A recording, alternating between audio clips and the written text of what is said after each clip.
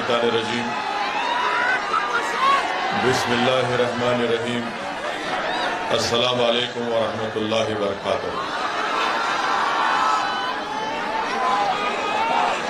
معزز حاضرین اکرام، بزرگان ملت، میری عزتدار ماں اور بہنوں، میرے تمام مجلسی رفقا اور شہ نشین و تشریف فرما معزز علماء کرام، جناب محمد علی صاحب صدر لاتور مجلس اتحاد المسلمین، محترم جناب امتیاز جلیل صاحب رکن پارلیمان وہ صدر مہاراشٹرا مجلس اتحاد المسلمین، محترم جناب ڈاکٹر عبدالغفار قادری صاحب ورکنگ پریزیڈنٹ مہاراشٹرا مجلس اتحاد المسلمین، محترم جناب سید معین صاحب جنرل سیکرٹری مہاراشٹرا مجلس اتحاد المسلمین، بیڑ کے مجلس اتحاد المسلمین کے صدر جناب شفیق ایڈوکیٹ شفیق صاحب، ادگیر کے مجلس اتحاد المسلمین کے شہر صدر شیخ عقیل صاحب، میں آپ تمام حضرات کا دل کی گہرائیوں سے آپ کا شکریہ ادا کرتا ہوں کہ آپ نے اپنا قیمتی وقت نکال کر آج کے اس جلسے میں شرکت کی۔ میرے عزیز دوستوں اور بزرگوں، میرے غیور نوجوان ساتھیوں، آپ تمام جانتے ہیں کہ چند مہینوں میں انشاءاللہ تعالی یا چند مہینے کے بعد پورے مہاراشٹرا میں بلدیہ کے انتخابات ہونے جا رہے ہیں، اور اسی سلسلے میں مجلس اتحاد المسلمین نے ایک پروگرام بنایا کہ ہم پورے مہاراشٹرا کے ان تمام مقامات پر جانے کی کوشش کریں گے جہاں پر بلدیہ کے انتخابات ہوں گے، اور عوام کے درمیان میں جا کر ہم اپنی بات کو اور مجلس اتحاد المسلمین کے پیغام کو رکھیں گے۔ میرے عزیز دوستوں اور بزرگوں، انشاءاللہ تعالی لاتور میں، ادگیر میں اور ضلع لاتور میں جہاں کہیں بھی بلدیہ کے الیکشن ہوں گے، وہاں پر مجلس اتحاد المسلمین کے امیدوار ضرور اور انتخابات میں حصہ لیں گے۔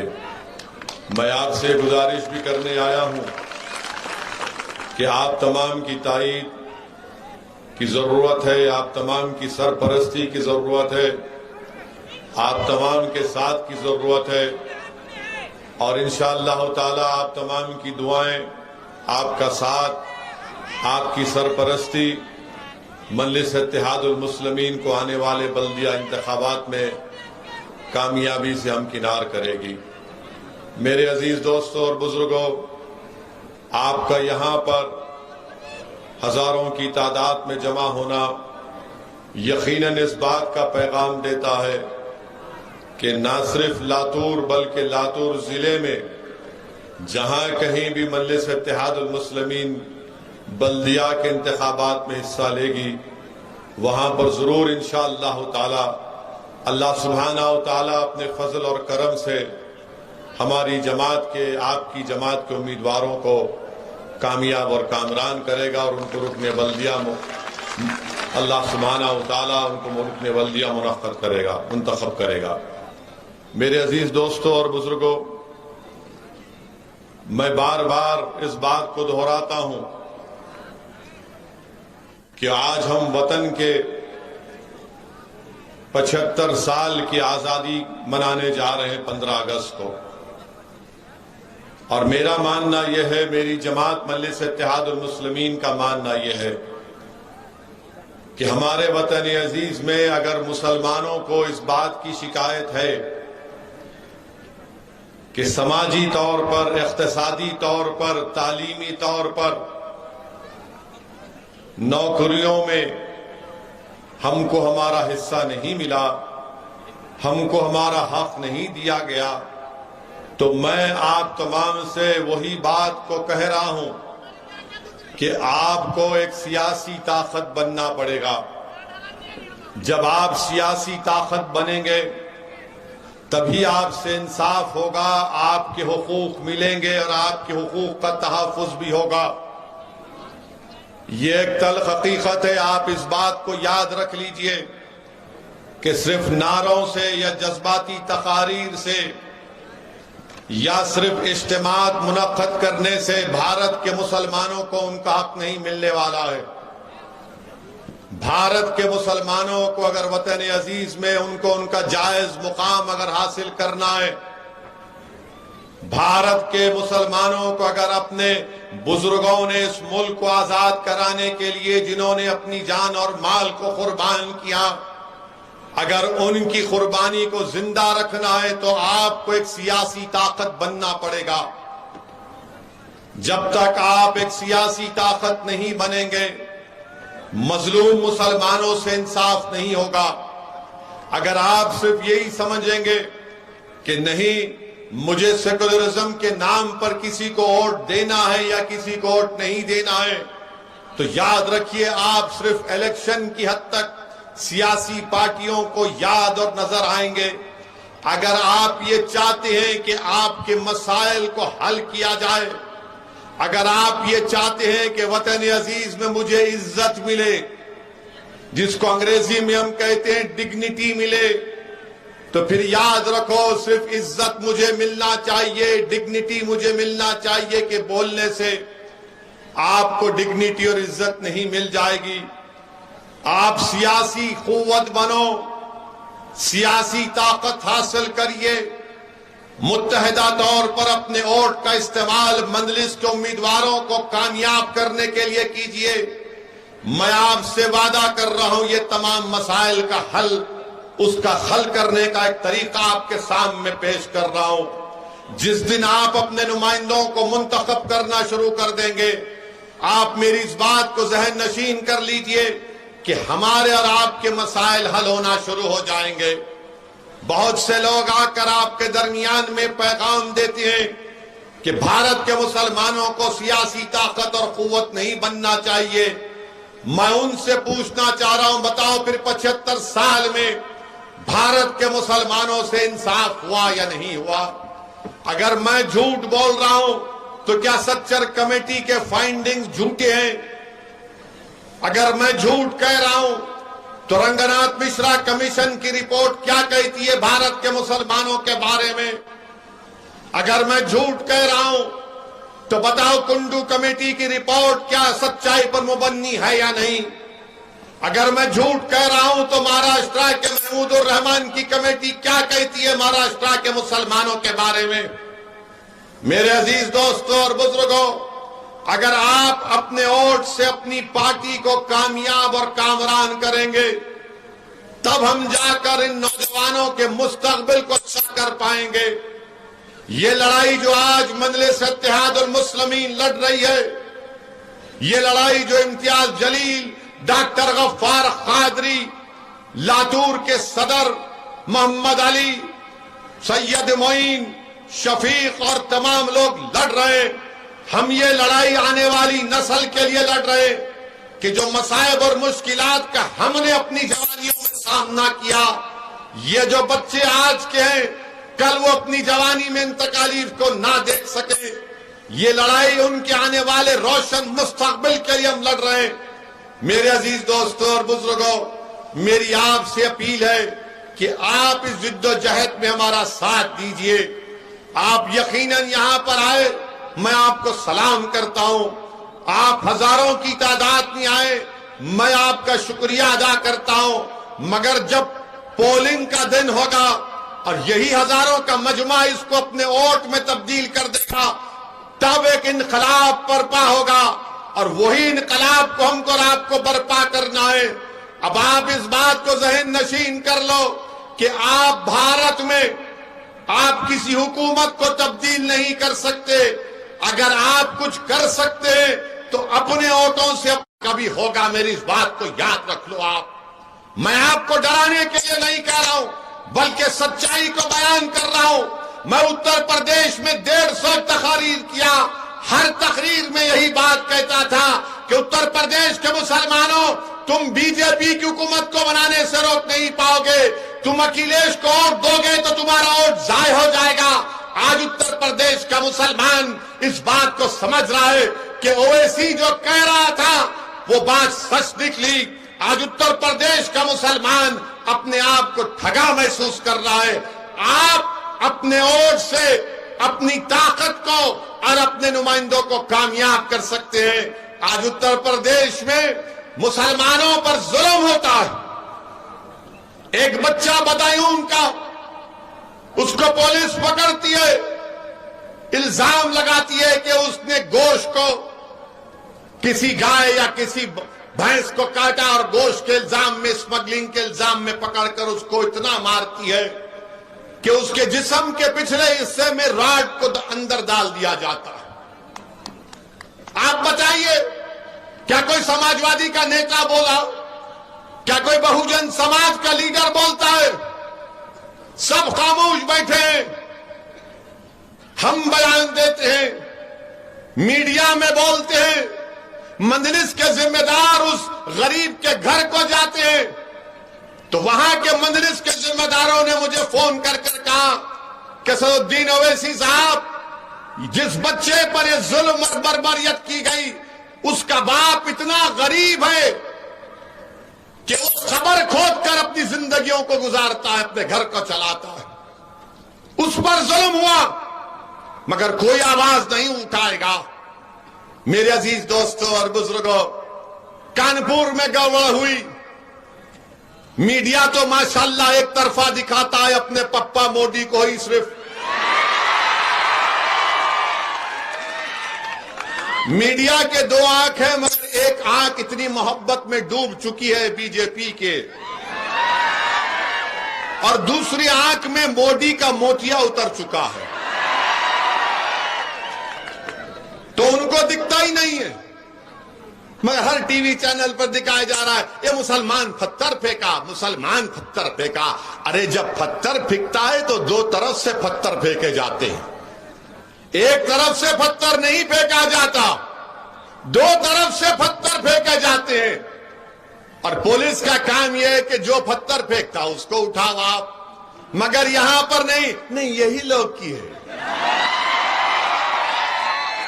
یہی کیے، یہی پتھر پھینکے، پیٹرول بم بنائے، واٹس ایپ گروپ بنائے. یاد رکھو یہ کہانی بہت پرانی ہو چکی ہے، اس کہانی کو بدلو. تم 40 سال سے صرف یہی کہانی، نہیں مسلمانی پھینکا، مسلمانی کیا، تو کیا سب کے دوسرے دودھ کے دھلے ہوئے ہیں؟ مگر آپ دیکھو کوئی آواز نہیں اٹھاتا. اتر پردیش میں سماجوادی کے نیتاؤں کے، ان کے لیڈر کے منہ میں دہی جم چکی ہے، زبان نہیں کھولتے. مدھیہ پردیش میں سیندوا کھرگون میں گھروں کو توڑ دیا گیا، گھروں کو توڑ دیا گیا بغیر نوٹس دیے. کوئی آواز نہیں اٹھاتا. سیندوا کھرگون کے غریب مسلمانوں نے فون کر کر مجلس کے لوگوں کو کہا کہ کیا کوئی مدد نہیں کرو گے؟ اللہ کا فضل و کرم ہے، ہم نے کوشش کی. جن غریبوں کے گھروں کو بیجا توڑ دیا گیا تھا بی جے پی کی سرکار کی جانب سے، ہم نے ان کو کچھ مالی امداد کرنے کا انتظام کروایا. آپ بتائیے کون پھر آواز بنے گا آپ کی؟ سب لوگ آ کر بولیں گے اویسی بھڑکا بھاشن دیتا ہے، اویسی جذباتی تقریر کرتا ہے. ارے میں جو کچھ کہہ رہا ہوں ابھی اور کہوں گا اس میں بتاؤ اس میں کیا سچائی ہے یا جھوٹ ہے، مجھے بتاؤ. تم صرف سچائی کو قبول کرنے کے لیے تیار نہیں ہو. تم مجھ سے نفرت اس لیے کرتے ہو کہ تم نہیں چاہتے کہ بھارت کا مسلمان ایک سیاسی قوت بن جائے. تم مجھ سے نفرت اس لیے کرتے ہو کہ تم نہیں چاہتے کہ غریب مسلمان کو انصاف ملے. تم مجھ کو گالیاں اس لیے دیتے ہو تاکہ تم نہیں چاہتے کہ مسلمان پڑھ لکھ کر اس کے منہ میں زبان آ جائے اور وہ اپنے انصاف کے لیے کھڑا ہو جائے. تم میرے جسم پر گولیاں اس لیے چلائی تم نے تاکہ تم نہیں چاہتے کہ میں زندہ رہوں اور غریب اور مظلوموں کی داستان کو، انصاف کو بیان کروں. مگر سن لو گولی مارنے والوں، سن لو میرے دشمنوں، میں مرنے کے لیے تیار ہوں. کیا تم مرنے کے لیے تیار ہو؟ بتاؤ گولی چلانے والوں. مجھ کو مارنے والوں یاد رکھو، تم کو بھی مرنا ہے، مجھے بھی مرنا ہے ایک دن. میں موت سے نہیں ڈرتا، میں ڈرتا اس بات سے ہوں کہ جب خبر میں تم اور ہم جائیں گے، جب حشر کا میدان ہوگا تو ہم کیسے اپنے اعمال کا حساب دیں گے.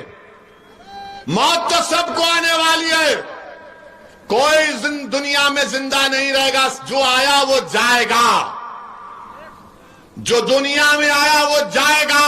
مگر کون جائے گا؟ سب کو جب جانا ہے تو جب دنیا میں چند دن کی مہلت اللہ نے مجھے اور آپ کو دی ہے تو ہم کو سچائی کو سامنے لانے کا کام کرنا ہے. ہم کو باطل کو شکست دینا ہے، حق کو کامیاب کرنا ہے. ہم کو مظلوموں سے انصاف کرنا ہے، ظالم کے ظلم کو روکنا ہے. میں ہرگز اس بات کو نہیں مانتا کہ ظلم کو سہا جائے.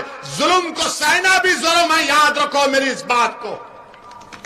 ظلم کو سہنا بھی ظلم ہے. اگر کوئی کہتا ہے کہ ظلم کو سہو، میں کہوں گا نہیں سہوں گا. میں کوئی کہے گا اگر تمہارے کوئی گال پر تھپڑ مارے تو دوسرا گال پیش کر دو، میں کہوں گا نہیں. تم نے اگر تھپڑ مارا تو غفلت سے مارا، دوسرا مارنے کے لیے ہاتھ اٹھاؤ گے تو پنجہ پکڑ لوں گا دبا کے. یاد رکھو وہ دن چلے گئے تم ہم کو ڈراتے تھے، وہ دن ختم ہو گئے. اب وہ دن چلے گئے وہ ڈرانے کے. اب ڈرانے والے یاد رکھو، تمہارے ڈرانے سے ہم ڈرنے والے نہیں ہیں. میری زندگی کی قیمت اور تمہاری زندگی کی قیمت ایک ہے. اگر میں مسلمان ہوں تو میری جان کی قیمت کی کمی نہیں ہے. میں بھارت کا اول درجے کا شہری تھا، ہوں اور رہوں گا انشاءاللہ تعالی. لوگ پوچھیں گے اویسی تم کیا کہہ رہے ہو؟ مثال دے رہا ہوں. دلی میں فساد ہوا تو ویڈیو آج بھی ہے. وہ بچے کا نام، مرحوم کا نام فیصل یا فضل تھا. 3 بچے زمین پر لیٹے ہوئے ہیں. دلی کی پولیس ان کو مار رہی ہے اور مار کر زخمی ہے. اور حضرت پولیس دلی کی کہتی ہے کہ پڑھو جن گن من پڑھو. موت قریب ہے اس مسلمان بچے کی. وہ جن گن من پڑھ رہا ہے، اس کے بعد وہ بچہ مر جاتا ہے. کیا اس بچے کی جان کی قیمت نہیں ہے؟ کیا میں جا کر اس کی ماں سے کہوں کہ تمہارے بیٹے پر ظلم ہوا تم سہ لو؟ وہ کہے گی ظالم ہے تو بولنے والے. میں نے اپنی کوکھ کو جاڑ دیا، میں اپنی اولاد سے محروم ہو گئی. ہم ان ماؤں کو کہنا چاہ رہے کہ اب ہم اپنے بچوں کو نہیں کونے دیں گے انشاءاللہ تعالی. اب ہم ظلم نہیں سہیں گے. اس لیے کہ بھارت کا سنویدھان جس کو بابا صاحب امبیڈکر نے بنایا، اسی بابا صاحب امبیڈکر نے فنڈامنٹل رائٹ میں لکھا ہے کہ بھارت کے ناگرک کی زندگی، رائٹ ٹو لائف، ایک فنڈامنٹل رائٹ ہے. میری زندگی، آپ کی زندگی، سب کی زندگی، چاہے کسی مذہب اور ذات کا ہو، اس کی زندگی ایک فنڈامنٹل رائٹ ہے. آپ میرا فنڈامنٹل رائٹ مجھ سے نہیں چھین سکو گے. میرے عزیز دوستوں اور بزرگوں، یہ لڑائی آپ کو اور ہم کو مل کر لڑنا ہے.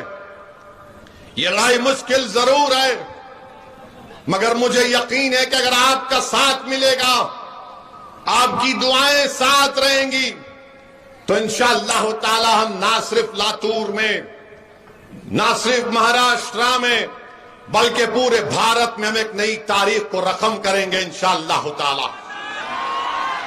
मेरे अजीज दोस्तों और बुजुर्गों, पार्लियामेंट में इम्तियाज जलील की हमारी तकरीर होती है, हम मजलूम आवाम के मसाइल को उठाते हैं, तो लोग बोलेंगे क्या पार्लियामेंट में दूसरे पार्टी के मुसलमान एमपी नहीं है जरूर, मगर जब इम्तियाज जलील और असदुद्दीन ओवैसी की तकरीर की बारी आती है तो दूसरी पार्टी के मुसलमान आकर बैठकर बोलते हैं कब बोलोगे, क्या टाइम पे शुरू होगा।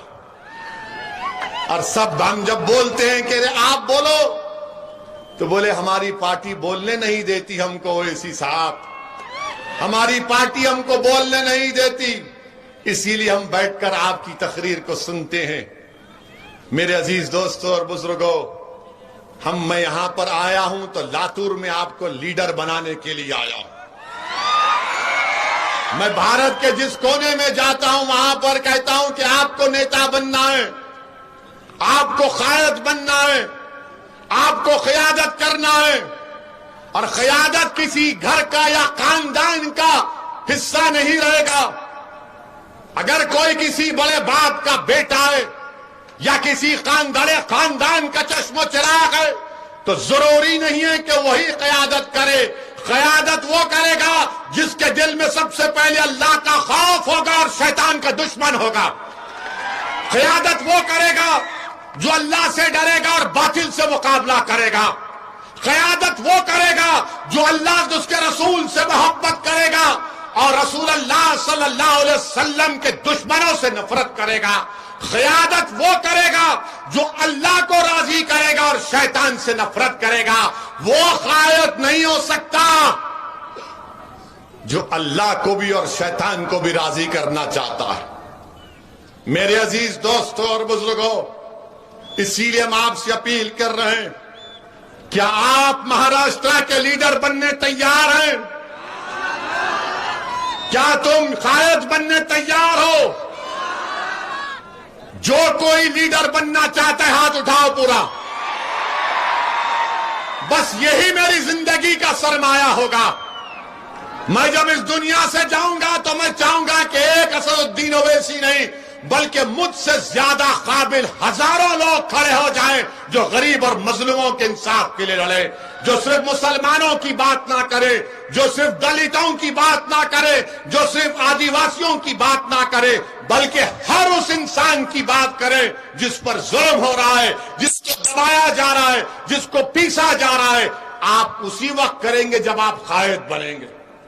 अब कोई बोलेगा कि नहीं कांग्रेस में भी तो हमारे हैं ना, राष्ट्रवादी में भी तो हमारे हैं ना, शिवसेना में भी है ना से रहना बड़ा फर्क पड़ता है। पड़े हुए हैं वहां पर पड़े हुए हैं, मगर जब तुम मजलिस में आकर लीडर बनोगे, नेता बनोगे, तो तुम्हारी आवाज को तुम्हारा दुश्मन भी सुनेगा, तुम्हारी आवाज को हर कोई सुनेगा। तुमको अल्लाह रब्बे करीम दीनों दुनिया की इज्जतों से नवाजेगा। तुम अपनी आवाज को आजादगी के साथ उठा पाओगे। मेरे अजीज दोस्तों और बुजुर्गों, यही हमारा मकसद है कि आपको लीडर बनाना, आपको नेता बनाना, आपको उन लोगों के सामने लाकर खड़ा कर देना, तभी जाकर हम अपने मसाइल को हल कर सकते हैं।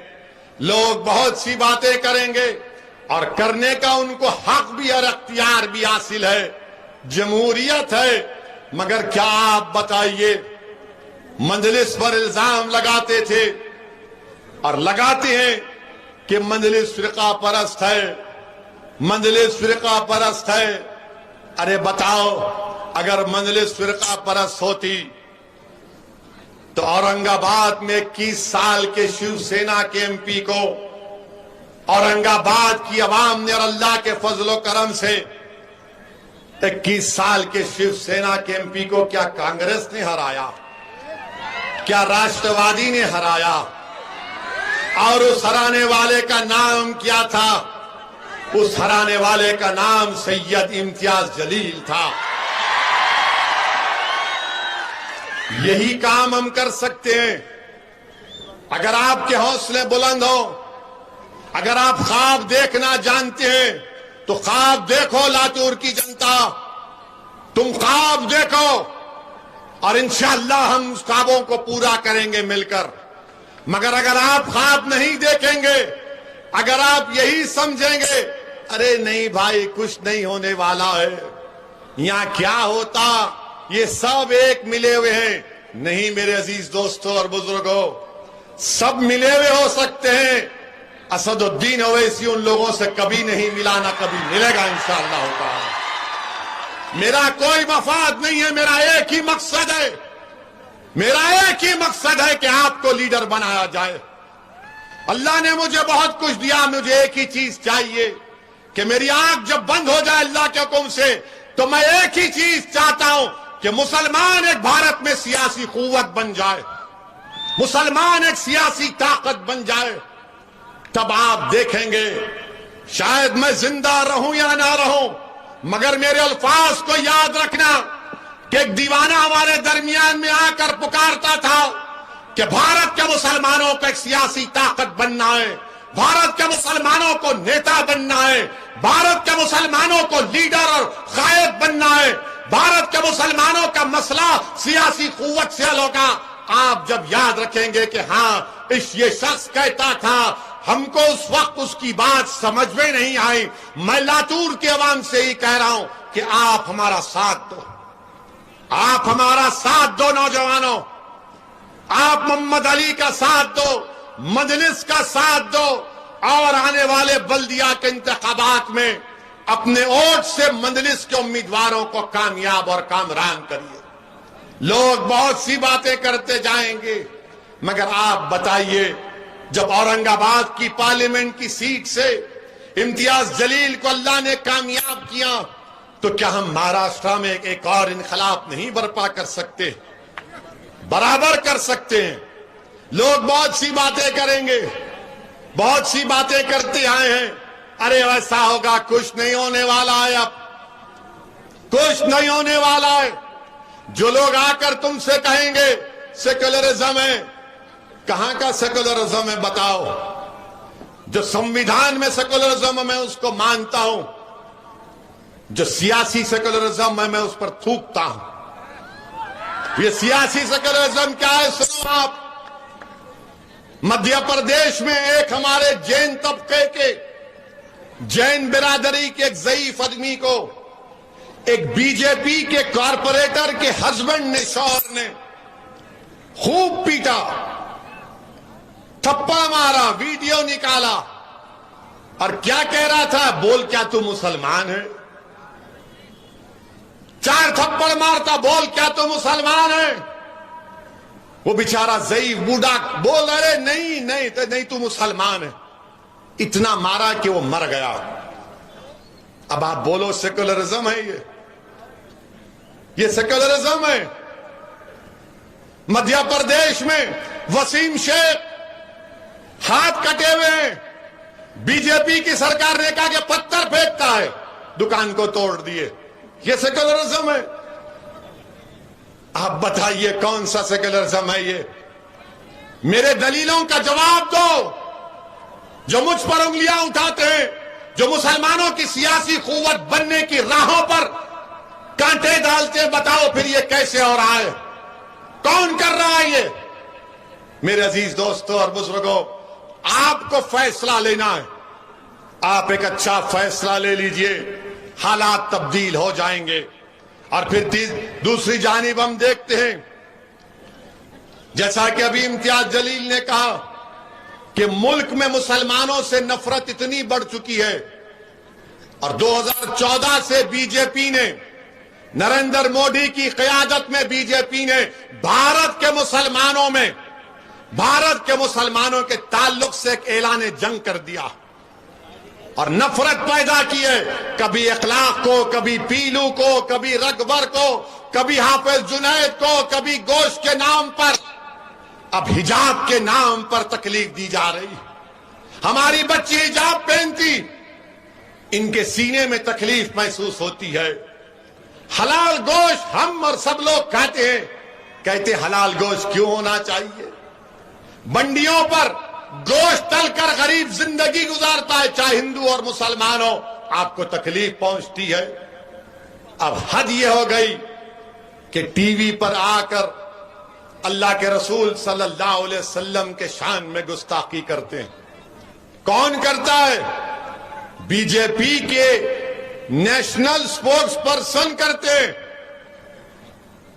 جب انہوں نے اناب شناب بکا اللہ کے رسول صلی اللہ علیہ وسلم کی شان میں بکواس کی، مجلس اتحاد المسلمین نے حیدرآباد میں کمپلین کی، مہاراشٹرا میں سید معین سے کہا کرو کمپلین ہوئی، ایف آئی آر ہوا، بھیونڈی میں جلسہ ہوا، میں نے اس کو اس بارے میں کہا، پریس کانفرنس میں نے کہا، میڈیا کے درمیان میں کھڑے ہو کر کہا۔ کیا کانگریس نے کہا اس بارے میں؟ سوچو آپ، کیا راشٹروادی کانگریس نے کہا کچھ؟ نہیں کہا۔ اس لیے نہیں کہا کیونکہ ڈر ہے اگر مسلمانوں کے بارے میں بولیں گے تو ان کو ہندو بھائی اور بہنوں کا ووٹ نہیں ملے گا۔ یہ ایک سیکولرزم ہے۔ اور ہر مسلمان سے پوچھو جا کر آپ کہ دین اسلام میں سب سے محبوب ترین چیز کون سی ہے تمہارے لیے؟ مسلمان سے پوچھو، چاہے بوڑھا ہو، ضعیف ہو، بچہ ہو، اس کو پوچھیں گے بتاؤ دین اسلام میں تمہارے لیے سب سے محبوب ترین چیز کیا ہے؟ وہ کہے گا اللہ کے رسول صلی اللہ علیہ وسلم کی ذات گرامی۔ وہ کہے گا کہ رحمت اللہ عالمین صلی اللہ علیہ وسلم، جس کے نام کا صدقہ ہم کھاتے ہیں، جن کی شفاعت سے تم اور ہم جنت میں جائیں گے، جن کی شفاعت سے تم اور ہم جنت میں جائیں گے۔ جب اللہ حساب کتاب کرے گا ہم پیاسے ہوں گے تو آقا ہم کو آب کوثر سے جام پلائیں گے۔ جب ہمارا حساب کتاب ہوگا، گرمی ہوگی، سب لوگ بھاگ رہے ہوں گے اور سب لوگوں کے نبی کہیں گے کہ نفسی نفسی، اس وقت اگر کوئی کہے گا امتی امتی تو رسول اللہ صلی اللہ علیہ وسلم ہے۔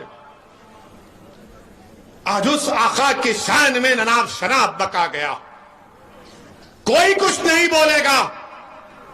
ارے بول دیتے کچھ تو بول دیتے مگر نہیں بولے۔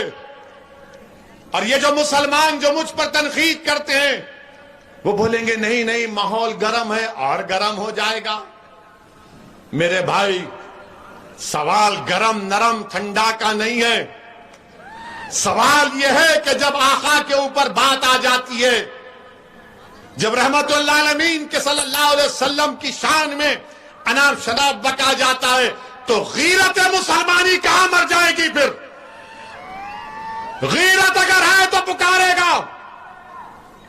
اگر کسی کے ماں کو گالی دے دے بولے گا تو نے میری ماں کو کہا، اور جب وہ ماں کو جا کر کہے گا تو ماں کہے گی میں قربان، تو قربان، میرے ماں باپ قربان رسول رحمت صلی اللہ علیہ وسلم تک۔ میری عزت ہے تو ان کے نام سے ہے،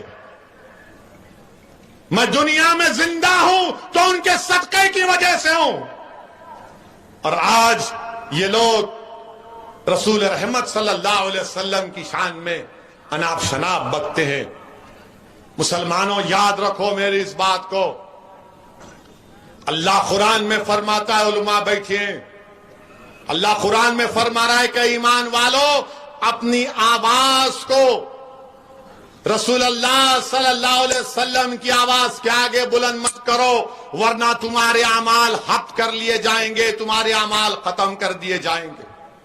اللہ قرآن میں آیات کو نازل کیا کہ اپنی آوازوں کو رسول رحمت صلی اللہ علیہ وسلم کی آواز کے آگے بلند مت کرو۔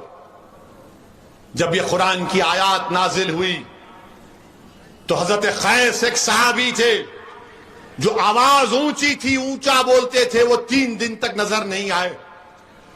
اللہ کے رسول کملی والے نے پوچھا کہاں ہے قیس؟ تو کہا گیا رسول اللہ جب سے قرآن کی آیات نازل ہوئی ہے وہ کہتے ہیں کہ میں اپنی اونچی آواز سے اگر سرکار دو عالم صلی اللہ علیہ وسلم کے سامنے کچھ بولوں گا تو میں جہنمی بن جاؤں گا، اس لیے میں نہیں آ رہا ہوں۔ اللہ کے رسول صلی اللہ علیہ وسلم فرماتے ہیں یہ قیس کے لیے نہیں ہے، میرے صحابی کے لیے، بلا ان کو اور ان کو خوشخبری دو، وہ جنت میں جائیں گے۔ آواز کو بلند کرنے کا حکم نہیں ہے، یہ محبت کا تقاضا ہے، یہ غلامی کا تقاضا ہے۔ امام مالک ہے، مدینے کی مسجد نبوی ہے اور حدیث بیان کر رہے امام مالک، چہرے کا رنگ بدلا جا رہا ہے، لوگ دیکھ رہے ہیں کہ امام مالک کا رنگ بدل گیا۔ لوگوں نے، شاگردوں نے پوچھا امام پسینہ جا رہا ہے، رنگ بدل گیا، اٹھو کیا ہوا؟ امام مالک بعد میں بولتے ہیں کہ مجھے کسی بچھو نے ڈس رہا تھا، تو ان کے شاگردوں نے پوچھا امام کیوں نہیں اٹھ گئے؟ بولے حدیث بیان کر رہا تھا، آقا کی حدیث بیان کر رہا تھا، ادب کا تقاضا تھا کہ حدیث بیان کرو، اٹھو نا۔ یہ رسول اللہ صلی اللہ علیہ وسلم سے محبت اور ادب ہے۔ میرے عزیز دوستوں اور بزرگوں، یہ بیان اس لیے کر رہا ہوں کہ نوجوانوں کو معلوم ہو جائے، سیاسی تقریر تو اویسی بہت کرے گا اور کرتا رہے گا انشاءاللہ۔ ہماری امت کی ماں کے بارے میں اناپ شناپ بکا گیا۔ کیا تم کو معلوم حضرت عائشہ وسلم کی 2000 حدیثوں کو روایت کیا، 2000۔ کیا تم کو معلوم حضرت عائشہ کی کا نکاح آقا سے اللہ کے حکم پر ہوا؟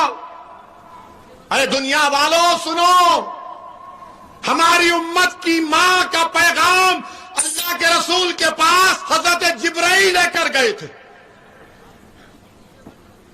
میرے عزیز دوستوں اور بزرگوں، ہماری امت کی ماں 2000 حدیث کی روایت کی۔ ہماری امت کی ماں میڈیسن جانتی تھی، دوائیں بنانا جانتی تھی، عالمہ تھی، قرآن کی تفسیر بیان کرتی تھی، مفسر تھی۔ آج ان کی شان میں اناپ شناپ بکا جاتا ہے، ان کی شان میں۔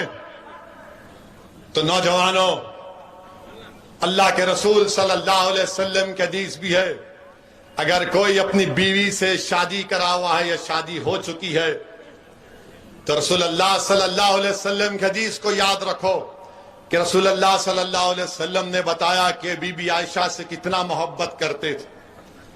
بی بی عائشہ پانی پی رہی ہیں، اللہ کے رسول صلی اللہ علیہ وسلم اس پانی کے پیالے کو لے کر پوچھتے کہ عائشہ تم نے کس جگہ سے پانی کا پیالہ پیا؟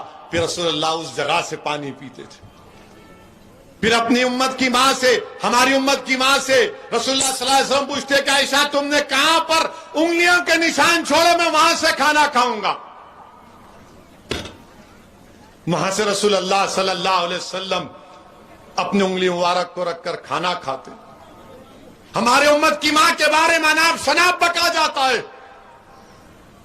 رسول اللہ صلی اللہ علیہ وسلم اس دنیا سے پردہ فرماتے وقت اپنا سر مبارک ہماری امت کی ماں کے سینے مبارک پر رکھے ہوئے تھے۔ میرے عزیز دوستوں اور بزرگوں، ہماری امت کی ماں بی بی عائشہ، اللہ کے رسول صلی اللہ علیہ وسلم نے فرمایا کہ میں جانتا ہوں عائشہ کہ تم جب مجھ سے ناراض ہوتی ہو اور جب تم مجھ سے خوش ہوتی ہو۔ بی بی عائشہ نے پوچھا کیسے جانتے ہیں آپ؟ تو اللہ کے رسول صلی اللہ علیہ وسلم نے فرمایا کہ جب تم قسم کھاتی ہو رب محمد صلی اللہ علیہ وسلم کی تو میں سمجھ جاتا ہوں کہ آپ خوش ہیں، جب تم رب ابراہیم کی قسم کھاتی ہو تو میں سمجھ جاتا ہوں کہ تم تھوڑا ناراض۔ نوجوانوں، یہ اس لیے بول رہا ہوں کہ اپنی بیویوں سے اچھا سلوک کرو۔ لوگ آج کے زمانے میں بولتے ارے زیادہ غلامی کر رہا رہے تو جورو کی۔ یاد رکھو، بیوی سے محبت کرنا، بیوی کا خیال رکھنا، یہ سب ہم دیکھ رہے ہیں نا، حدیث میں آ رہا ہے۔ کیا تم جانتے اللہ کے رسول صلی اللہ علیہ وسلم کی اور بی بی عائشہ کی ریس ہوئی؟ ریس ریس ہو رہی ہے اور یہ پاگل اناپ شناپ بکتے ہیں. اور اگر تم بیوی عائشہ کی زندگی کو پڑھ لو گے تو تم کلمہ پڑھ لو گے اور بولو گے اشہد ان لا الہ الا اللہ و اشہد ان محمد رسول اللہ. صدیق اکبر کھڑے رہتے اور بولتے کیسا تم نے کہا رسول اللہ. جب وہ چلے جاتے تو آقا فرماتے ہیں دیکھے میں نے تم کو کیسے بچایا. میرے عزیز دوستوں اور بزرگوں، بہت سی باتیں ہیں مگر یہ ظالم لوگ بی بی عائشہ ہماری امت کی ماں کے بارے میں، بی بی عائشہ سب سے ذہین تھی، سب سے ذہین. صحابہ آ کر دین کے مسئلے پوچھتے تھے بی بی عائشہ کے پاس. میرے عزیز دوستوں اور بزرگوں، نوجوانوں اپنی بیویوں سے محبت کرو، اپنی بیویوں سے محبت کرو، کوئی شرمانے کی ضرورت نہیں ہے، مگر اسلام کے دائرے میں رہ کر محبت کرو، انسانیت کے دائرے میں رہ کر محبت کرو، ادب اور اخلاق کو ملوث رکھو. پڑھو دین، پڑھو مسلمانوں، دین پڑھو. کوئی اگر بولے گا رے بولا ایسا اس نے، تو آپ جب دین پڑھیں گے آپ کو معلوم ہوگا. میرے عزیز دوستوں اور بزرگوں، یہ جو بی جے پی کے لیڈر نے بکواس بکی T V channel Times Now پر، ہم نے آواز اٹھائی، مگر 10 دن کے بعد 56 انچ کا سینہ رکھنے والے دیش کے پردھان منتری 10 دن کے بعد بولے اس کو ہٹا دو، اس کو سسپینڈ کرو. اگر آج میں نریندر مودی کے بارے میں ان پارلیمنٹری لینگویج کو استعمال کروں تو کل صبح سے بی جے پی والے ویسی کو پکڑو، ویسی کو پکڑو، ویسی کو پکڑو.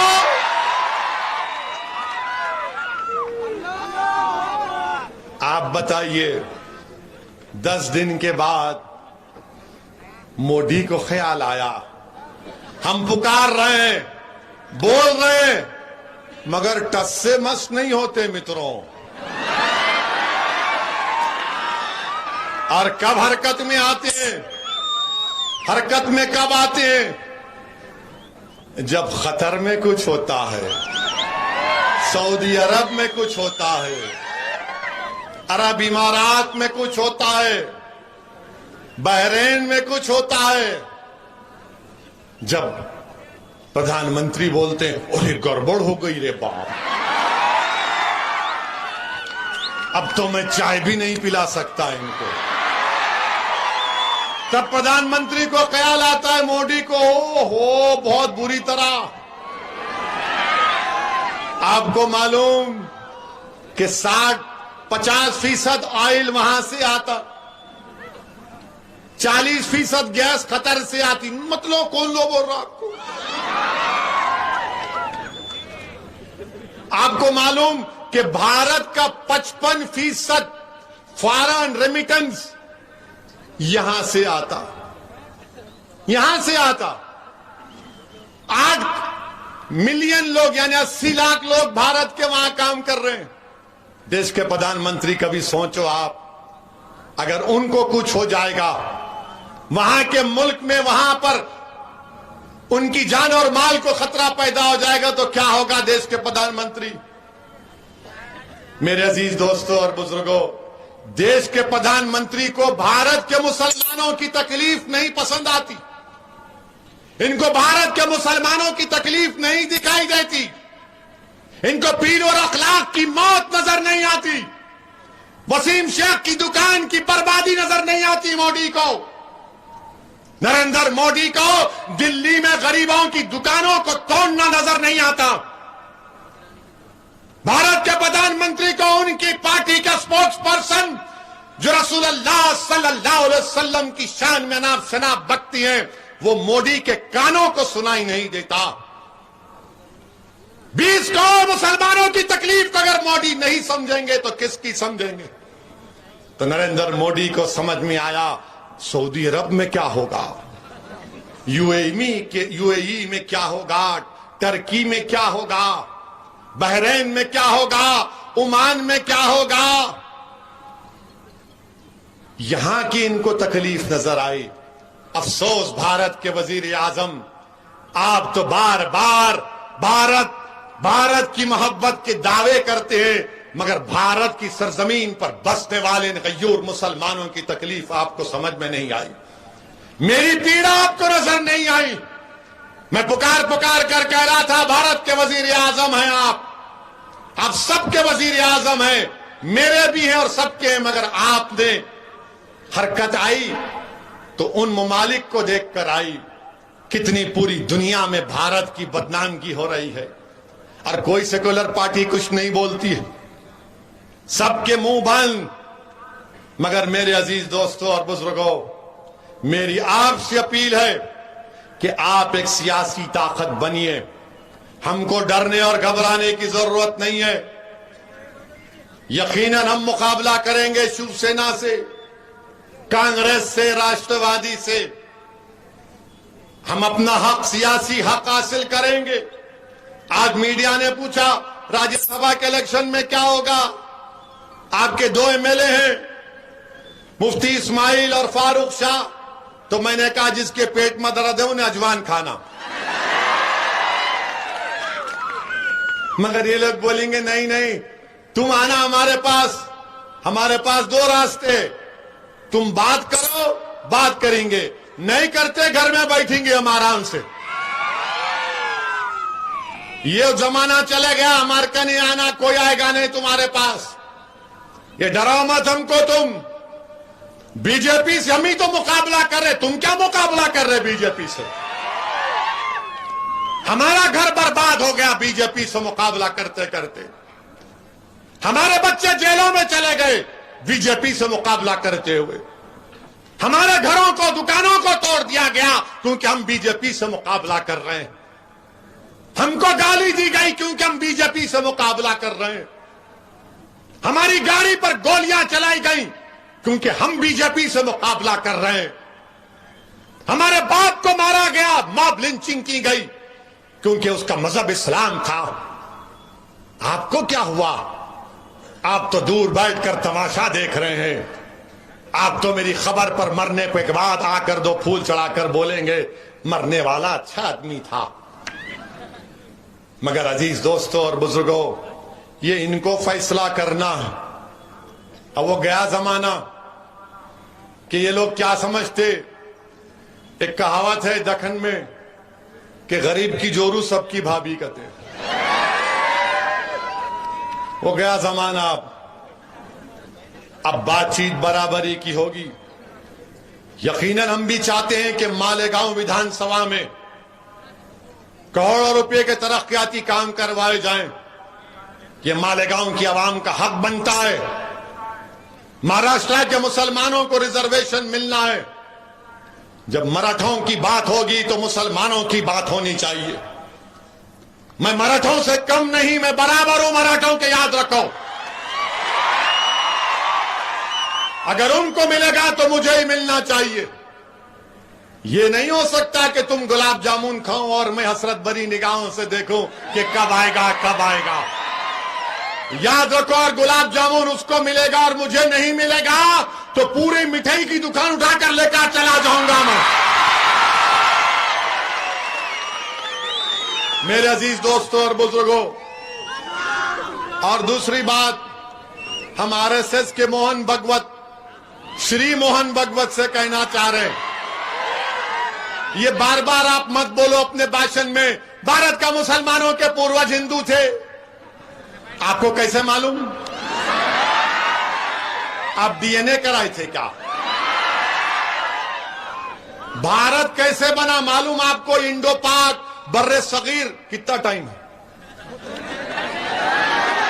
3 منٹ.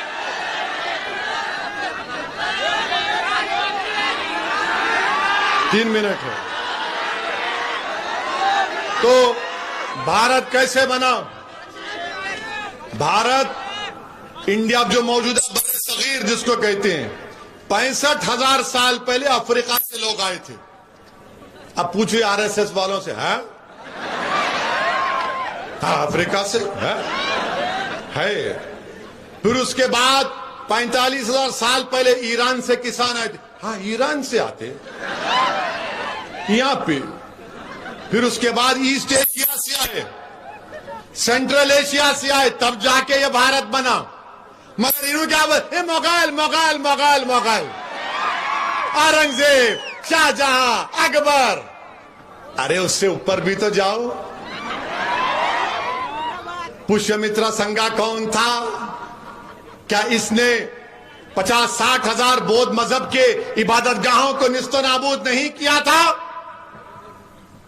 اگر میں مغلوں کا جانشین تو کیا آپ ان کے جانشین ہیں؟ بتاؤ آپ. اور پھر آپ بولتے کہ نہیں وہ فلاں ایسا.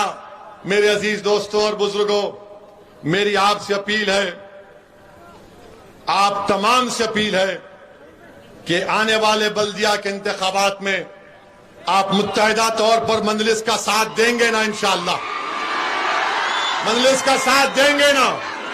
ووٹ دیں گے پتنگ کے نشان پر؟ تو میرے ساتھ نعرہ لگائیے, نعرہ تکبیر, نعرہ تکبیر.